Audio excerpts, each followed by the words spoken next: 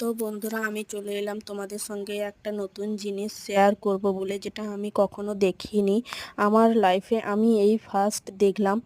তো আমি চলে গেছিলাম আমার বৌদির বাপের বাড়িতে, সেখানে মৎস্য খেতে, তাদের দেশ পুজো উপলক্ষে। তো আমি সেখানে গিয়ে মৎস্য খাওয়া দাওয়া শেষ হয়ে যাওয়ার পর সেখানে গিয়ে যখন দেখলাম যে, তো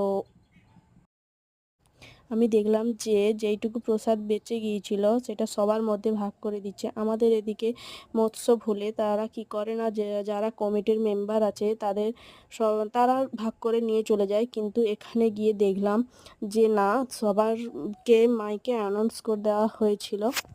তো মাইকে অ্যানাউন্স করে দেওয়া, যার বাড়ি থেকে জায়গাপত্র নিয়ে এসে এখন এই দেখো লাইন ধরে সবাই বসে গেছে যে প্রসাদ নিতে।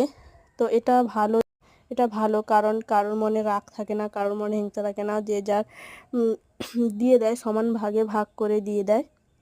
তো কাদের কাদের বাড়ির দিকে এটা হয় আমাকে সবাই কমেন্ট করে জানাবে। সত্যি বলতে কি, আমি এই প্রথম দেখলাম, আর আমি এইখানে লাইনে দাঁড়িয়েছিলাম। তো ভিডিওটি করে দিচ্ছিল আমার বৌদির বোন, আর এই দেখো সবাই কিভাবে দেখছিল। তো ভিডিওটি কেমন লাগছে তোমরা সবাই কমেন্ট করে অবশ্যই জানাবে। আর ভিডিওটি যদি ভালো লাগে সবাই লাইক কমেন্ট শেয়ার করে সবাই পাশে। অবশ্যই সবাইকে অসংখ্য ধন্যবাদ জানাই।